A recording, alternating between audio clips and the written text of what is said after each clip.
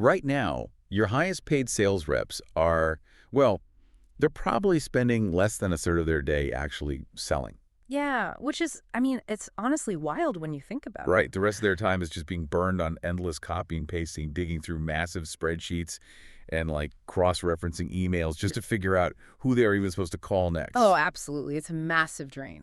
So if you're listening to this and feeling that familiar knot of stress in your stomach, you are in exactly the right place. Welcome to today's deep dive. Glad to be here for this one. Today, we are taking a look at a really comprehensive source article. It's titled 10 Essential Features Every CRM Automation Tool Must Have. And our mission today is figuring out how to stop drowning in manual work. We want to look at the architecture of a business that actually scales, rather than one that just creates more BD work as it grows. Which is such a critical shift in perspective. A lot of organizations hit this growth ceiling, I guess you'd call it. Huh. And it's not because their product is bad. It's just because the sheer mathematical weight of their internal manual processes makes it physically impossible to take on more customers. The source material provides a great roadmap out of that trap, but it requires completely changing how we view the software we use. Okay, let's unpack this, because when most people hear the acronym CRM, customer relationship management, they immediately picture a digital Rolodex. Oh, totally. A very static list. Yeah. Or maybe a very dusty, glorified filing cabinet that just happens to live on their computer screen. Mhm. It gets treated as this passive graveyard where you just dump phone numbers, email addresses, and the occasional note.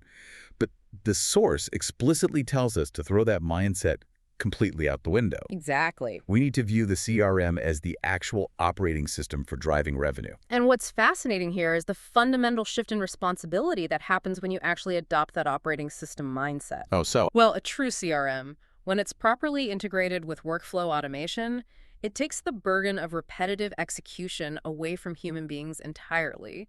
It places it onto the system itself. Which means less copy-pasting for the humans. Right. We're talking about tasks like data entry, lead nurturing, compiling those tedious weekly status reports. I mean, when human beings do these things, operational errors inevitably creep in. Because we're human. We get tired. Exactly. People get tired, they get distracted, they mistype an email address by one letter. But by shifting those tasks to the software, you eliminate those bottlenecks, you enable much faster response times, and you finally get reliable data to base your decisions on. But before we get to all the flashy automation features that actually do that, the source draws a hard line in the sand about your technical foundation. Oh, for sure. You cannot automate a mess. No, you really can't. And that brings us to the Frankenstein system. The dreaded Frankenstein. Right? A lot of businesses start out by adopting a handful of different software solutions as they grow. So they have one app for email marketing, a completely different web-based tool for sales tracking, and maybe a third platform for customer service ticket. And then they try to tie them all together with these cheap third-party connectors. Exactly. Which is so dangerous. Relying on generic connectors to bridge completely disconnected tools introduces a massive vulnerability into your operations. It creates fragmented workflows and highly unreliable analytics. Because they're just not meant to talk to each other seamlessly. Right. Think about the underlying mechanics for a moment. If a single field name gets modified in your email app, let's say they change first name to given name in an update, or an integration pushes an unexpected security patch, those connectors break instantly. Wow, just from a naming update. Yeah. And suddenly, your data stops flowing. Your workflow collapses silently, and you have these massive system dependencies that require an IT team to constantly troubleshoot just to keep the lights on. It makes me think of trying to build a house using parts from completely different Lego sets. Oh, that's a great analogy. You've got standard Legos, some bulky Duplo blocks, maybe some random generic bricks you found at a yard sale. You might be able to jam them together temporarily if you use enough force, but eventually those pieces are not going to snap together. The foundation gives way and the whole structure falls apart. Precisely. And the alternative to that, which is actually the first major requirement in our source, is establishing what HubSpot calls a single source of truth. Okay, feature number 1. Yes, unified contacts and companies. Instead of having customer information scattered across multiple fragmented systems, a unified system stores everything centrally. But to understand how this works mechanically, we need to look at how the data is organized, specifically using objects, records, and properties. Break that down for me, because that sounds a bit like database jargon. What actually is an object versus a property? Fair point. Think of an object as the broad category, like the actual drawer of a filing cabinet. You might have an object for contacts, an object for companies, and an object for deals. Okay, makes sense. And the record. A record is the specific manila folder inside that drawer. So, for instance, the record for a specific person named Jane Doe. Got it. And a property is the specific line of information written inside that folder, like Jane Doe's phone number or her job title. Oh, I see. So when your marketing, sales, and service teams are all operating within the exact same system, utilizing those exact same objects, records, and properties, the data syncs automatically. So no more duplicate Jane Does. Exactly. You eliminate duplicates instantly. Everyone in the company is looking at the exact same mathematically accurate picture of the customer. So once you have that unified foundation, your data is perfectly clean. But having a massive, beautifully organized database of thousands of contacts introduces a brand new problem. Finding the actual buyers. Right. How on earth do you know who in that database actually wants to buy right now? You're staring at a haystack trying to find a needle. And you shouldn't have to guess. You certainly shouldn't have your sales team cold calling 1,000 people just to find out. This is where feature 2, lead scoring, completely changes the game. Lead scoring. Yes. The system calculates a dynamic score based on real, tangible signals to prioritize your prospects. But what kind of signals actually matter? I mean, what if someone just accidentally clicks on a link in an email? Does the system suddenly flag them as a super hot lead? No, a robust lead scoring algorithm is much more sophisticated than just a single click. It weighs an entire matrix of data. Like what? Well, it looks at demographic information first. Does this person hold a director title in one of your target industries? That gives them baseline points. Okay. Then it layers on behavioral signals. Okay. Did they open the last 3 newsletters? Did they visit your pricing page multiple times this week? Because looking at pricing is a huge signal. Huge. A visit to a pricing page carries significantly more weight than just a visit to a generic blog post. The system, which is often enhanced by AI to recognize these patterns of high-intent behavior, calculates a numerical value and writes it into a specific score property on their record. When that score crosses a predefined threshold, the system triggers an alert. Okay, I have to play the skeptic for a second here. Go for it. Let's say the AI works flawlessly. It calculates the score, it flags a super hot prospect who is just staring at the pricing page, and it fires off the alert. Perfect scenario. But wait, what if the assigned sales rep is out to lunch? Or on a 2-week vacation? Yeah. Doesn't that hot lead just sit there in an inbox getting completely cold while the rep is, like, eating a sandwich? Yes, the sandwich problem. It's a very real operational bottleneck. Speed matters immensely when responding to high-intent behavior. Right, because if you wait too long, they're gone. If you wait 3 hours to call a hot lead, their interest has likely plummeted, or they've already contacted a competitor. That is why lead scoring is completely ineffective unless it's paired with feature 3, lead routing. Lead routing? Yes, routing utilizes conditional assignment rules to ensure immediate action. So it just bypasses the unavailable rep entirely. How does it know who to actually send it to? It follows whatever logic you program into it. Instead of just pinging a single owner every time, assignment rules evaluate the context of the lead. Give me an example. Well, the system can route based on geographic region, or the specific product they were looking at, or even the potential size of the deal. If it's a massive enterprise deal, it automatically routes to your senior team. That makes sense. But more importantly, to solve your sandwich problem, you can route leads into a round-robin queue. The system checks which representatives are currently logged in and active and hands the lead to the very next available person. No opportunity ever gets trapped in an unmonitored inbox. Okay, here's where it gets really interesting. Oh, yeah. The lead has been scored, the system identified they're hot, and it routed them to the right salesperson instantly. Now comes the actual communication. Right. And doing this manually for dozens or hundreds of prospects simultaneously is impossible, which is where the engine of the CRM really kicks into high gear. But the source points out a very distinct difference between feature 4, sequences, and workflows. I always assumed those were just 2 interchangeable tech buzzwords for sending automatic emails. It's a very common misconception, but separating them in your mind is vital for understanding how a modern business architecture functions. To use a theater analogy, sequences are the actors on the stage. Workflows are the stagehands in the dark. Oh, I like that. So the sequences are delivering the lines to the audience. Exactly. Sequences handle your 2047 external communication with the prospect. A sales rep can enroll a prospect in a sequence, and the system just takes over the repetitive follow-up. Like a drip campaign. Kind of. It sends a personalized introductory email on day 1. On day 3, it automatically sends a relevant case study. On day 5, it prompts the rep to make a phone call.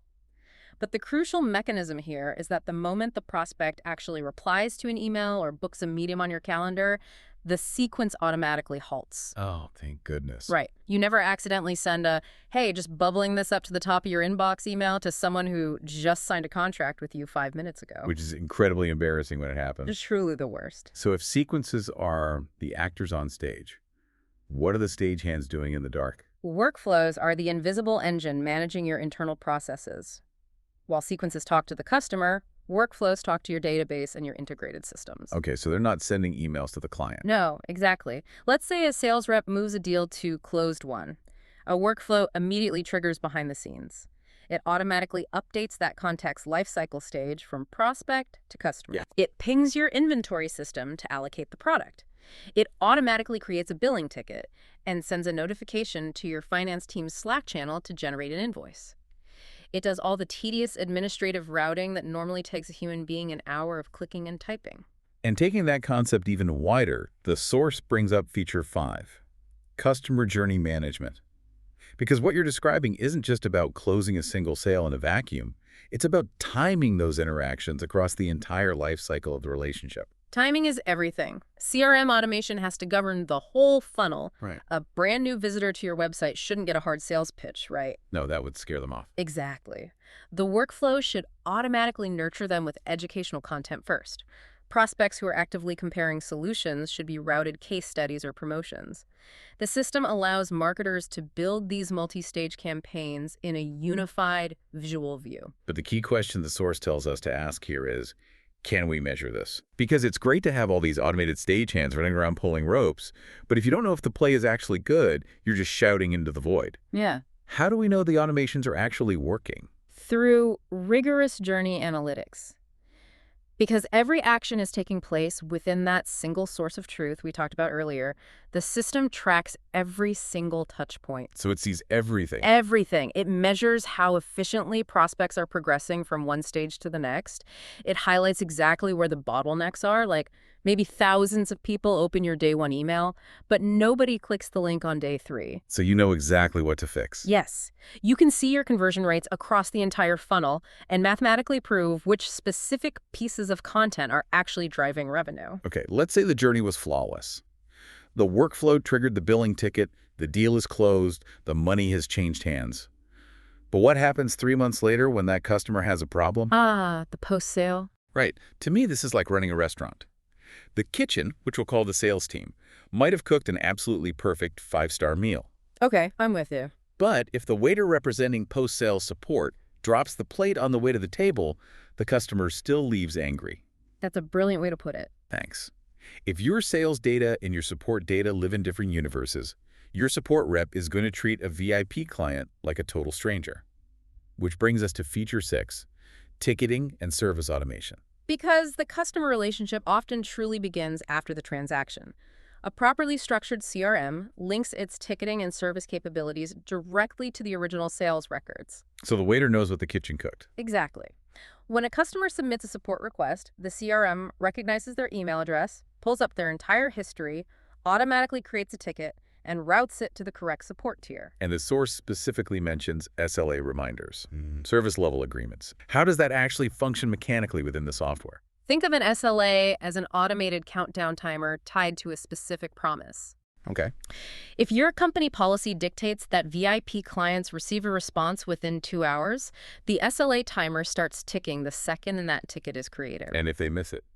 Well, if an hour and 45 minutes go by and no support rep has replied, the workflow, our invisible stagehand, escalates the ticket, flags it in red, and pings the support manager. It ensures the waiter doesn't drop the plate because the system is constantly monitoring the tray. Wow. Okay, so with marketing running campaigns, sales closing deals, and customer service resolving tickets, how do the people running the company keep track of it all? If we connect this to the bigger picture, we have to talk about feature 7, reporting and analytics. Oh, the spreadsheet hell. Historically, yes. Business leaders have suffered through the absolute nightmare of consolidating multiple spreadsheets. You'd export a CSV file from marketing, another from sales, another from support, and spend your entire weekend running VLPEPs trying to merge them together just to figure out if the company was actually profitable. And by the time you finish merging the spreadsheets on Sunday night, the data is already outdated by Monday morning. It mathematically caps how fast your business can pivot. It does. But modern CRM automation eliminates that bottleneck entirely. Because all the objects and records live in one place, you get a centralized reporting dashboard. So no more merging. No more merging. It combines sales, pipeline velocity, marketing conversion rates, revenue forecasting, and customer satisfaction metrics into real-time visualizations. No one has to manually format a single cell. It sounds incredibly powerful. But implementing a system that manages marketing, sales, support, and analytics all at once sounds terrifyingly complex. It can be daunting, yes. Which brings us to the final hurdle, scaling safely into the future.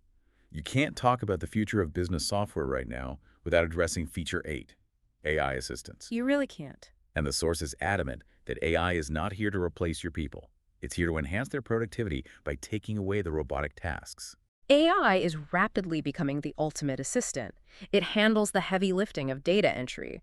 It assists with complex sales forecasting by recognizing historical patterns a human might just completely miss. That's amazing. It can even listen to a 30-minute sales call, summarize the key action items in seconds, and draft a highly personalized follow-up email based on the exact context of the conversation. Okay, wait. AI summaries are notoriously buggy sometimes. What if the AI hallucinates? What if it drafts an email saying, I promised the client a 50% discount when I absolutely did not? How do we prevent the system from confidently sending out massive mistakes? That is a phenomenal question, and it's exactly why you cannot deploy AI without incredibly strict data governance, which is feature 9. AI in a CRM operates on confined data sets. It's looking directly at your records. Right. But if the data entered into those records is garbage, the AI will confidently generate garbage. Governance acts as the bouncer at the door of your database. So what does this all mean practically? Like, what is the bouncer actually doing? It executes automated duplicate detection, merging records, so the AI doesn't get confused by 3 different profiles for the exact same person. It enforces data formatting validation. Like phone numbers. Exactly. If a sales rep tries to quickly type NA into a mandatory phone number field, the system mechanically rejects the input and forces them to enter a real 10-digit number. Nice. It also relies on strict user access permissions, ensuring only authorized personnel can alter core properties. This strict governance isn't just for AI accuracy, by the way. It is the fundamental architecture required for legal compliance. Take GDPR, for example. The European privacy law. Right. Under GDPR, a user has the right to be forgotten. If they ask you to delete their data and your data is scattered across 10 disconnected Frankenstein tools, you will never find it all. You are legally liable. Oh, that's a huge risk. Massive. But a governed, centralized CRM allows you to locate and delete every trace of their record with a single click. Wow. Which brings us to the final piece of the puzzle. Feature 10, extensibility and integrations. Because even with a perfectly centralized database, a CRM still has to talk to the rest of the world at some point, like your accounting software or your e-commerce platform. The recommendation here is to choose platforms built on open APIs. An API, an application programming interface, is essentially a universal translator. Okay, translator. It allows your CRM to speak the exact same digital language as your accounting software. When a deal closes, the API allows the two systems to perform a digital handshake and trade data seamlessly without a human manually typing the invoice details into QuickBooks. That saves so much time. So much time. And paired with a robust app marketplace, this ensures that as your needs evolve, you can continually plug new capabilities into your CRM without having to tear down the whole house and start over. So taking a step back and looking at this entire digital architecture, the core takeaway from our source material is actually really profound. Investing in CRM automation is not just about buying another piece of software for your team to learn. Not at all. It is about building a structural foundation for sustainable growth. By purposefully removing all of those repetitive, soul-crushing manual tasks, the copying, the pasting, the spreadsheet merging, you aren't just saving time. You're giving your teams the freedom to do the one thing the machine absolutely cannot do, build meaningful, authentic human relationships. It's so true. And it leads to a rather provocative thought about the future of business. Oh, Yeah. If CRM systems and AI continue to advance to the point where they can completely take over the logistics of finding, scoring, routing, and tracking every single lead with absolute mechanical perfection, right. will a company's only remaining competitive advantage simply be the genuine empathy and creativity of its human employees? Wow. If the operational playing field is entirely leveled by software, the human element becomes your ultimate, uncopyable differentiator. That is a massive paradigm shift, and definitely something to ponder as you evaluate your own tech stack. Thank you so much for joining us on this deep dive. We highly encourage you to look at your own business tools through this new lens. Go take a hard look at that dusty digital Rolodex, look at those messy spreadsheets, and ask yourself, is it time to upgrade your operating system? We'll catch you next time.